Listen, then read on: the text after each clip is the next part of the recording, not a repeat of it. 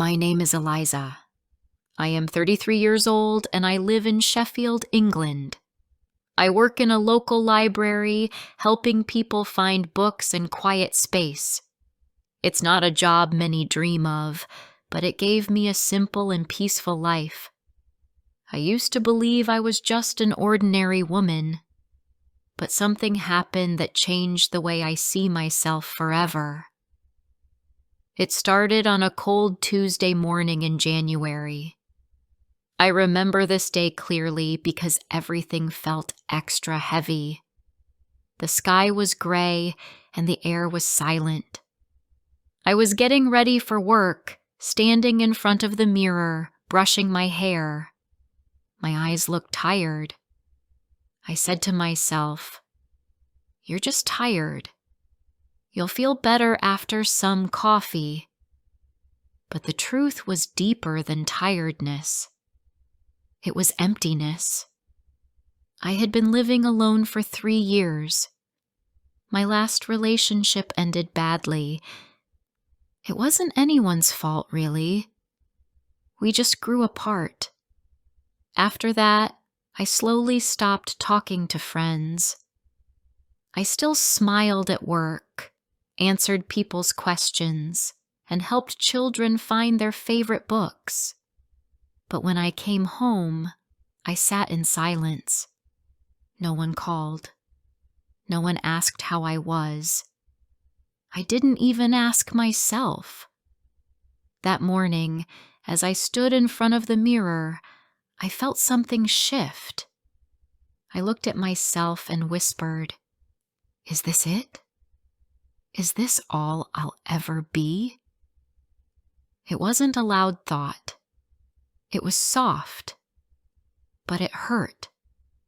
I had never really asked myself what I wanted from life. I just followed the rules. Go to school, get a job, be kind, don't complain. But I was still unhappy. Later that day, something unusual happened. A young girl came into the library. She was maybe 15, wearing a blue hoodie and holding a notebook. She looked nervous. I smiled and asked if she needed help. She said, "I'm looking for a book about changing your life with your thoughts. Is that real?" I paused. I wasn't sure how to answer. I had read about the law of attraction, but I didn't really believe in it. Still, I showed her a few books. She picked one titled The Power of the Mind and said, "I want to believe it can work." Her words stayed with me all day. I kept thinking, what if our thoughts really do shape our lives? That night, I searched online and found videos about mindset, energy, and belief. Some felt too dramatic, but others made sense. One sentence stood out.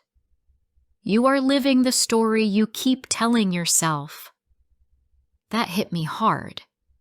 What story was I telling myself? For years, I had told myself I was plain. Not beautiful, not special, just background. I told myself I didn't need love anymore, that my time had passed. I told myself my life was fine and I should be grateful. But was I truly living? Or just surviving? I decided to do one small thing. I started writing a journal. Each morning, I wrote 3 things I was grateful for. At night, I wrote one kind thing about myself. It felt strange at first. Wasn't used to saying good things about me. But I kept going. After a few days, I added something new. I began writing down how I wanted to feel. I feel strong. I feel loved. I feel excited to wake up. At first, they were just words. But slowly, I started to feel a little different. I walked with more confidence. I smiled more at strangers. I even started calling my old friend Molly again.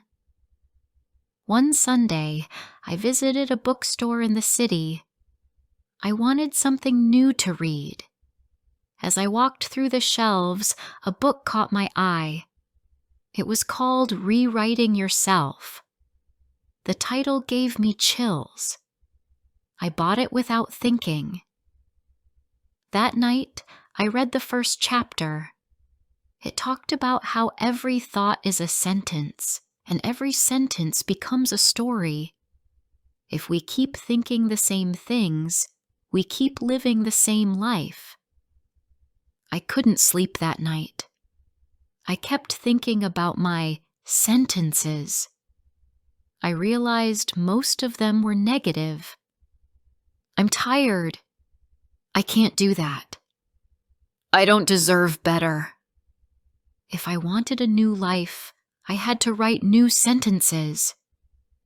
The next morning, I tried something bold. I stood in front of the mirror and said, I am not invisible. I am not weak. I am important. My voice shook.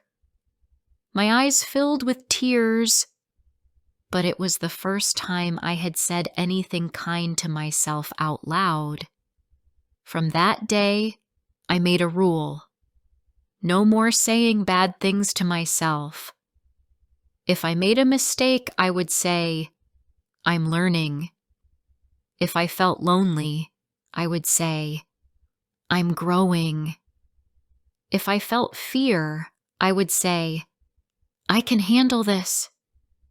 These small changes made a big difference. At work, people started to notice. One of my coworkers said, Eliza, you look different. Happier. I smiled and said, I think I am. I didn't explain everything. It was still new, and I wasn't sure where it would lead. But I felt like I was finally in charge of my life. One evening, I found an old photo of myself from university. I looked so full of hope in that picture. Back then, I dreamed of writing children's books. I had forgotten that dream. I asked myself, what if it's not too late? That night, I opened a blank document and started writing. I didn't worry if it was good. I just wanted to try. I wrote a simple story about a little fox who was afraid to speak. But slowly, he found his voice. It felt like a story about me. Each day, I wrote a little more. Some days were hard. I still had moments of doubt. But I kept writing, and I kept speaking kind words to myself. I felt more alive than I had in years. I also started taking walks again. I used to enjoy nature, but I had stopped going outside much.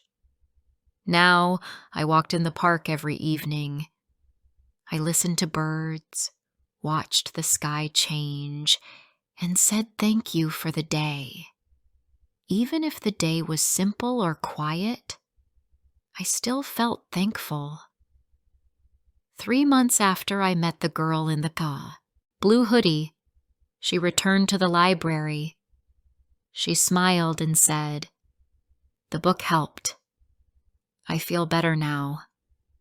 I told her, "You helped me too."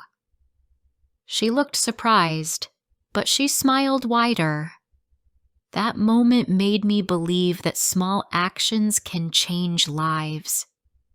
Even a short conversation can light a spark. I was rewriting my story, and maybe, in some way, helping others rewrite theirs too. I wasn't rich. I wasn't famous. but I felt proud. I had stopped living by old stories. I had started telling new ones. Stories of strength, hope, and growth. I wasn't finished. I was just beginning. Before I share the rest of my story, could you please tell me where you're from? It gives me strength to know there's someone out there who listens to me, who understands me. It means a lot to me. Writing became part of my routine.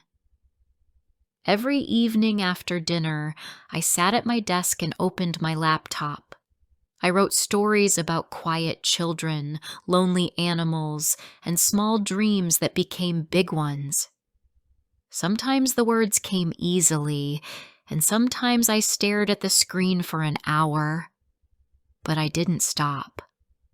I had made a promise to myself, and I wanted to keep it. I also kept writing in my journal. It helped me understand my feelings better. I wrote about my fears, my small wins, and even the days when I felt sad. I learned that not every day needs to be perfect. Some days just need honesty. By writing, I started to listen to myself in a way I never had before. At work, I still helped people find books, but I listened more carefully now. I noticed when someone looked unsure or tired. I began saying things like, "Take your time. You're doing fine." Those small words often made people smile. I realized that kindness, even in small pieces, can make someone's day easier. One afternoon, my manager, Kate, asked me to help organize a reading event for children. It was for World Book Day. In the past, I would have said no.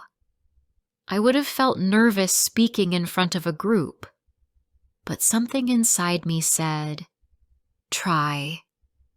I smiled and said, "I'd love to." I spent a whole weekend preparing. I chose 2 stories to read and practiced them at home. I stood in front of my mirror and read out loud. At first I felt silly, but then I imagined the children listening, laughing and clapping. That made me feel brave. It made me feel ready. The event happened on a Saturday morning. Around 20 children sat on the floor, waiting. Some parents stood at the back. I took a deep breath, smiled, and began to read. My voice shook at the beginning, but after a few lines, I relaxed. The children listened with wide eyes. They laughed at the funny parts and clapped at the end. Afterwards, a little girl came to me and said, "That was really good. I want to read more now." Her words made my eyes fill with tears. Not sad tears, happy ones. I had always loved books, and now I was sharing that love with others. I felt like I was doing something that mattered. The next week, something even more surprising happened. Kate called me into her office. She said, "Eliza, I've seen a big change in you. You're more confident and warm. Would you be interested in running a monthly reading group for teenagers?" I paused for a moment. Old fears tried to come back, but I didn't let them win. I said, "Yes, I think I'd like that."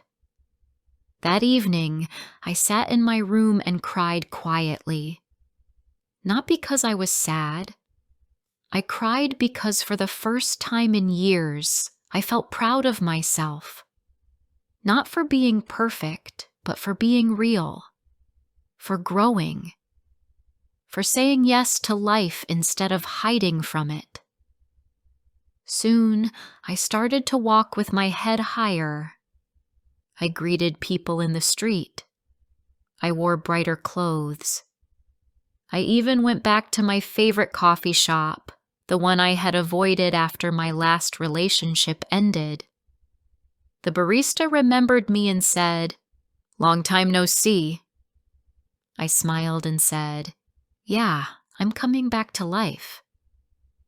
A few weeks later, I received an email that surprised me. A small online magazine was accepting short story submissions. I had one story I liked about the little fox who found his voice. I decided to send it. I didn't expect much. I just wanted to be brave. 1 month later, they replied. They loved the story and wanted to publish it. I stared at the screen in shock. I read the email 5 times. Then I laughed, cried, and called Molly to tell her. She screamed in joy. We made plans to meet and celebrate. That night, I sat with my journal and wrote, "I feel like a new version of myself. I feel alive." It wasn't just about the story. It was about everything that led to that moment. The journaling, the mirror talks, the daily kindness. Each step had brought me here. As time passed, more good things followed. My reading group started with 5 teens. They were shy at first. Some barely spoke. But slowly, week by week, they opened up. We talked about books, life, and dreams. I saw myself in them, their doubts, their quiet hopes. One boy, Josh, reminded me of who I used to be. He always sat at the back and looked at the floor. One day, I asked if he wanted to read aloud. He said no. I didn't push. But the next week, he said, "Maybe I can try." He read 2 pages. His hand shook, but he did it. I told him, "You did great." He smiled. That smile stayed with me all week. I realized that we all need someone to believe in us, even when we don't believe in ourselves. And sometimes we need to be that person for others. I had started by changing my own story. Now I was helping others do the same. But not every day was perfect. Some days I still felt tired. Some nights I doubted myself. Was I really changing? Was this just a phase? On those days, I returned to my habits. I wrote down what I was grateful for. I said kind things to myself in the mirror. I reminded myself of how far I had come. One day, I found an old notebook from 3 years ago. It was full of sad entries. Words like, "I feel empty," "No one sees me," "I don't matter." Reading those words made my chest feel tight. But then I closed the notebook and whispered, that was who I was, not who I am now. I didn't throw the notebook away. It reminded me of my journey. It showed me how much had changed. It was part of my story, even if it was a painful part. And it helped me believe in growth. That summer, I took a short writing course at the local college. I sat in a classroom with strangers and shared my ideas. I was nervous, but I did it anyway. The teachers said my story had heart. That word stayed with me. It made me feel seen. In the same course, I met someone named Daniel. He was kind and gentle, with a soft voice and thoughtful eyes. We sat next to each other during most classes. After the final session, he asked if I wanted to get coffee. I said yes. Our first coffee turned into 2 hours of talking. We didn't speak about big things. We talked about books, music, and memories from school. But it felt easy, warm, real.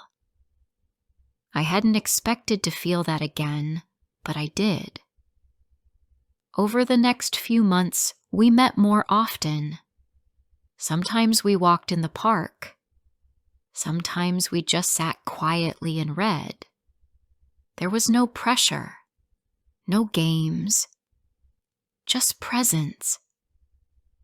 He made me feel safe. And more importantly, I felt like myself when I was with him. One evening, I told him about my journey. The mirror, the journal, the girl in the library. He listened carefully. Then he said, "You didn't just rewrite yourself. You uncovered who you truly were." His words touched something deep in me. That night, I wrote in my journal again. I wrote, "I'm not becoming someone else. I'm becoming myself, the version of me I always wanted to be." And that felt true. Life didn't suddenly become perfect. I still had bills, busy days, and tired mornings. But my heart felt lighter. My mind felt clearer. My world felt wider. I no longer woke up with a heavy heart. I woke up with curiosity, with hope, and with a soft kind of strength. This journey had started with one small question. Is this it? And now I knew the answer. No, this is not it. This is just the beginning. Autumn came quickly that year. The leaves outside the bookstore turned gold and red. The air felt cooler, but my heart felt warm. Every morning, I walked to work with quiet happiness. I had started to enjoy simple things again. The smell of coffee, the sound of turning book pages, the light in the sky before sunset. My reading group had grown. We now had 12 regular members. Some came early just to chat. One girl, Sana, brought homemade cookies for everyone. Another teen, Lucas, asked if he could bring his guitar and play after our reading. I said yes. These small changes made the space feel alive. It wasn't just a book club anymore. It felt like a safe place to belong. One evening, after a long session, Josh stayed back to help me clean. As we put away the chairs, he said, "Thanks for doing this. I didn't used to talk much before. I always thought no one wanted to hear me." I looked at him and said, "I used to feel that way too. But people do want to hear you." He smiled and nodded. That moment stayed in my mind for days. It reminded me why I started this journey. At home, I continued to write. I had a small folder on my computer labeled New Stories. Some were short, some were long. Most were about quiet people who found their voice, just like me. One evening, I reread my first story about the little fox. I saw the mistakes. I also saw the heart in it. I didn't delete it. I was proud of how far I had come. Daniel and I continued seeing each other. We didn't rush anything. We gave each other space and time. Some weekends we went to the mountains and sat in silence. Other days we stayed in and watched old films. Being with him felt easy. He didn't try to fix me. He simply listened and stayed. That kind of care meant more than flowers or big words. One night, after dinner, he said, "Have you ever thought about writing a full book?" I laughed and said, "That feels too big." He looked at me kindly and replied, "Maybe, but maybe not anymore." I thought about it for a long time after he left. Maybe it was time to try something bigger. Not because I needed to prove something, but because I wanted to grow. The next day, I started a new folder called Book Draft. I didn't tell anyone. I just wrote a little each night. Sometimes just a paragraph, sometimes a page. It felt slow, but meaningful. The story was about a woman who lost herself and found her voice again. It wasn't just fiction. It was my story in another shape. During this time, I also started helping a woman named Lydia. She was a widow who came to the bookstore every Thursday. One day, she asked if I could help her pick books for her granddaughter. Over time, we became friends. She started talking about her life, her husband, and how lonely she felt since he passed away. I listened. That was all she needed. She once said, "You have a calm way of looking at people, like you really see them." I thanked her. Her words made me think about something important. Maybe I had learned to see people more clearly because I had finally learned to see myself. Later that month, Lydia invited me to her home for tea. It was small and filled with plants and photos. We talked for hours. When I left, she gave me a small notebook. "For your ideas," she said. I smiled and hugged her. That notebook became my favorite. I carried it everywhere. Winter arrived. The town lit up with soft lights and small markets. It was my favorite time of year. I decorated my apartment with candles and stars. Daniel helped me hang fairy lights near the window. One evening, as snow began to fall, he held my hand and said, "I think I'm falling in love with you." I froze for a moment. Then I smiled and whispered, "Me too." It wasn't dramatic. It was gentle. And it was real. On New Year's Eve, I stayed home. I didn't want loud parties or big crowds. I sat on my balcony with a blanket and warm tea. I wrote in my journal and looked at the sky. Fireworks filled the night. I whispered, "Thank you." I wasn't thanking anyone specific, just the universe. For growth, for pain, for every little lesson. The next morning, I made a list. Not resolutions, just hopes.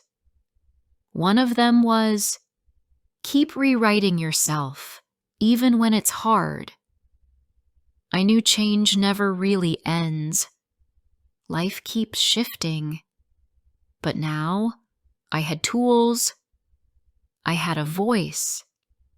I had kindness for myself. And that made everything easier. By spring, My book draft had grown to 40 pages. It wasn't perfect, but I liked the direction. I shared it with Molly. She cried after reading the first 5 chapters. "This is you," she said. "But it's also me, and probably so many others." Her words gave me courage to keep writing. I also sent a new short story to another magazine. This time, I wrote about a woman who talked to herself in the mirror every morning. It got accepted. Slowly, I started to believe I could really be a writer. Not someday, but now. In May, something unexpected happened. A teacher from a nearby school visited the bookstore. She asked if I could speak at their student event about finding your voice. My heart beat faster. The old fear returned, but I remembered the children from the library. I remembered Josh and Sana. I remembered myself. I said, "Yes, I'd love to." That day, I stood in a classroom full of teens. I shared my story. I told them about the mirror, about my journal, about being lost and learning to grow. They listened quietly. Some took notes. Some smiled. One girl cried.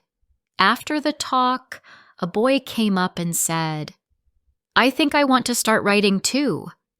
I told him, "That's a wonderful place to begin." After the event, I sat in the park and cried. This time, the tears were soft and full of thanks. I felt proud, not for being brave once, but for choosing bravery again and again. Now every morning, I still talk to myself in the mirror, not because I need to, but because I like to. I say, "I'm growing," or "I'm learning," or simply, "I'm okay." And most days, I believe it. My life is still simple. I still work at the bookstore. I still make tea every night. But inside, everything has changed. I don't feel lost anymore. I feel like a person who is becoming, and that is enough. I used to think that rewriting myself meant changing everything, but now I know it means coming back to who I really am. It means choosing to grow, to forgive, to try again. Even when it's slow. Even when it's scary. If someone had told me 3 years ago that I would feel this strong, I wouldn't have believed them. But here I am, a little braver, a little softer, and full of quiet hope.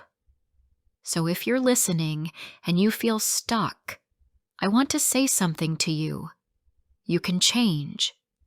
Not all at once, but slowly, with love, with patience, with truth.